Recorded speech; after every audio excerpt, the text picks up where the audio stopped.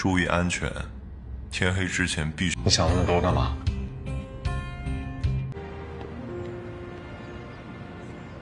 Halo Bor, jumpa lagi kita di channel Kode 22 Film. Kali ini gue akan melanjutkan alur cerita dari film Hidden Love episode 3. Yang sebelumnya Zhang Zi terluka akibat mengikuti lomba lompat tinggi dan mendapati perlakuan baik terhadap Jiasu. Namun di sela perlombaan itu ada juga seorang siswa yang mengalami hal yang sama. Dan Jiasu pun memperlakukannya dengan baik, sama halnya seperti memperlakukan Zhang Zi. Hal itu membuat Zhang Zi kesal kepada Jiasu. Nah, penasaran dengan kelanjutan ceritanya? Untuk itu siapkan tisu dan lemaskan jari-jari kalian. Langsung saja kita ke spoilernya. Keesokan harinya di sekolah, Zhenru tiba-tiba saja berubah sikap mendekati Zhang Zi kembali dan mengajaknya membeli barang.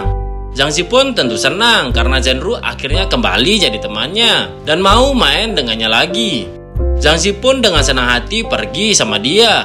Tidak sadar kalau di depan gerbang sekolah sudah ada Jiasu yang datang menjemputnya atas perintahan Sang Yang pastinya.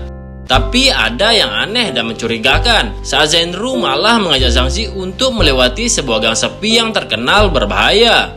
Zhang Zi sudah punya firasat buruk dan mencoba mengajak Zhenru ke toko lain saja. Tapi Zhenru malah ngambek dan nekat pergi sendiri ke sana. Zhang Zi yang mengkhawatirkannya akhirnya nekat juga menyusulnya. Namun yang tak disangkanya, Zhenru ternyata menjebaknya. Gang sepi itu adalah markasnya geng pembuli. Mereka membuli Zhenru dan merampas uangnya. Namun karena Zhenru tidak punya uang, makanya dia menjebak Zhang Zi yang punya uang. Jadilah sekarang Zhang Zi yang dibully geng preman cewek itu dan dirampas uangnya. Dan Zhang Zi tidak mampu melawan, apalagi dengan kondisi kakinya yang terluka. Mereka bahkan mengancamnya untuk balik besok untuk setor uang lagi. Zhenru berusaha untuk minta maaf, tapi Zhang Zi terlalu marah padanya karena mengkhianatinya. Dia cuma menegaskan pada Zhenru untuk tidak takut mengadukan para preman itu pada orang tuanya dan guru, lalu pergi meninggalkannya. Untungnya akhirnya dia bertemu dengan Jiasu yang saat itu sudah panik mencarinya kemana-mana. Zhang Zi yang awalnya tidak sedikit pun menitikkan air mata, sontak tak bisa lagi menahan ketakutannya di hadapan Jiasu. Jiasu pun langsung memeluknya dan Zhang Zi pun langsung menangis sedih dalam pelukannya. Setelah Zhang Zi sudah bisa tenang, Jiasu mendesaknya untuk bercerita. Dia tidak terima Zhang Zi ditindas seperti ini, apalagi tangan Zhang Zi sampai terluka karenanya. Zhang Zi awalnya ragu untuk bercerita karena tak ingin merepotkan Jiasu yang setiap hari selalu sibuk bekerja. Namun karena Jiasu terus mendesaknya, Zhang Zi pun mau juga bercerita. Tapi juga meyakinkan Jiasu untuk tidak khawatir, dia baik-baik saja. Jiasu jelas kesal mendengar Zhang Zi dijebak temannya sendiri. Karena itulah dia tegas menyuruh Zhang Zi untuk putus hubungan dengan temannya itu. Lalu dengan senyum lembutnya, Jiasu menasihati Zhang Zi untuk selalu memberitahu kedua orang tuanya jika dia punya masalah apapun. Mereka akan melindungi Zhang Zi selamanya. Tapi di balik senyum lembutnya pada Zhang Zi, jelas Jiasu tidak akan melepaskan masalah ini begitu saja. Dan cepat dia mengalihkan topik mengajak Zhang Zi pulang. Tapi dia tidak mengajak Zhang Zi naik bus karena takut kaki Zhang Zi yang masih terluka terinjak-injak oleh orang lain. Karena itulah dia berinisiatif menyewa sepeda terdekat untuk membonceng Zhang Zi pulang. Melewati jalan yang dipenuhi bunga-bunga yang indah. Hari sudah petang saat akhirnya mereka sampai rumahnya Zhang Zi.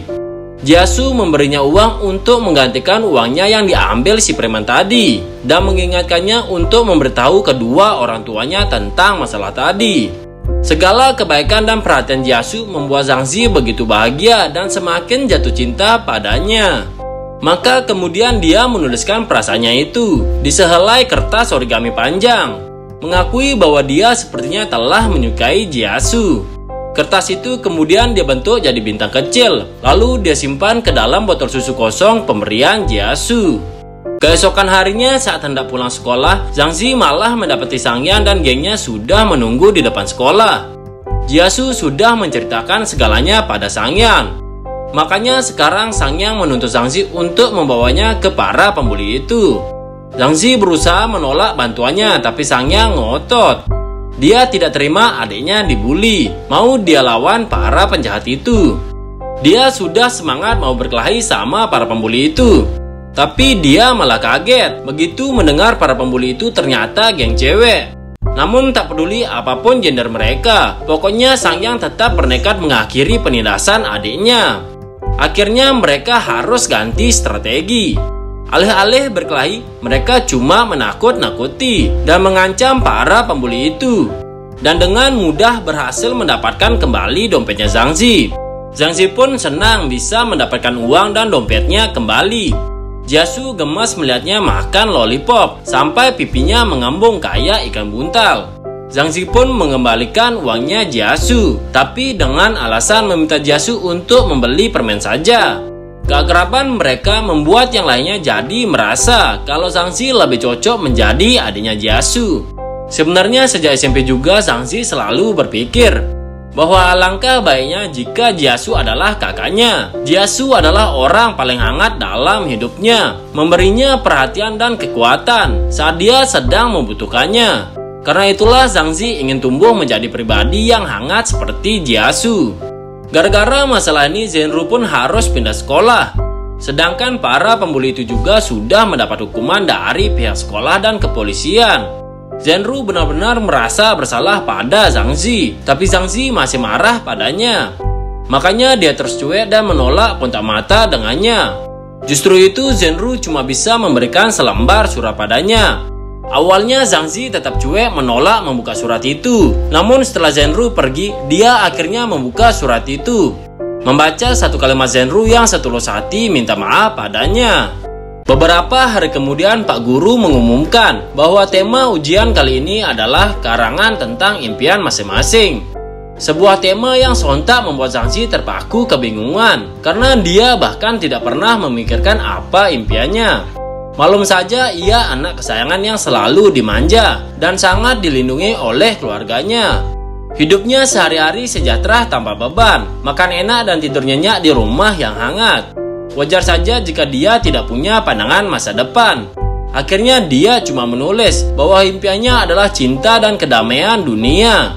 Nilai-nilainya sebenarnya bagus di hampir semua mata pelajaran, kecuali satu, yaitu fisika.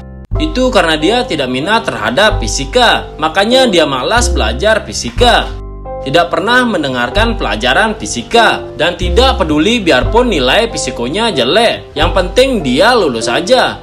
Toh dia sama sekali tidak ada niatan untuk bekerja di bidang fisika nantinya. Dia lebih suka menggambar kartun, dan ingin menggeluti pekerjaan yang berhubungan dengan menggambar. Kedua orang tuanya jadi khawatir. Jelas mereka tidak akan membiarkan masalah ini begitu saja. Karena itulah mereka memaksa Zhang Zi untuk ikut les. Tapi ternyata guru lesnya adalah kakaknya sendiri. Ya biarpun Sang Yang pintar fisika, tapi jelas saja Zhang Zi jadi semakin tidak ada minat belajar jika dia yang jadi gurunya. Apalagi cara mengajar Sang Yang juga terlalu metodis, yang ujung-ujungnya terus-menerus mendapat keluhan dari Zhang Zi, yang sama sekali tidak mengerti penjelasannya, dan jadi semakin bingung.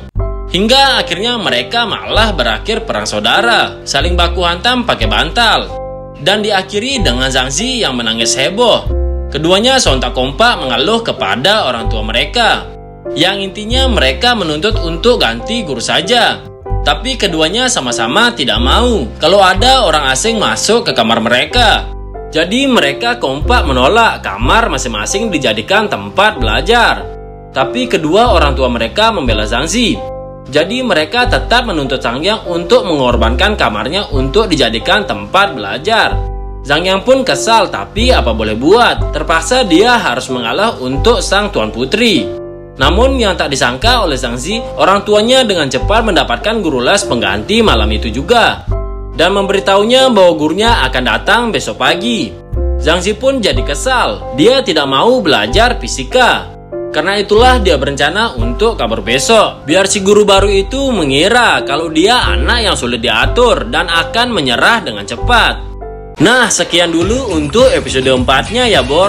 Untuk episode selanjutnya ditunggu ya Bor. Dan bantu gue membangun channel ini dengan menekan tombol subscribe dan aktifkan tombol notifikasinya agar tidak ketinggalan video-video selanjutnya. Gue Kode Dodo Film undur diri, sampai jumpa lagi di video-video selanjutnya. Bye bye, I love you. Muah.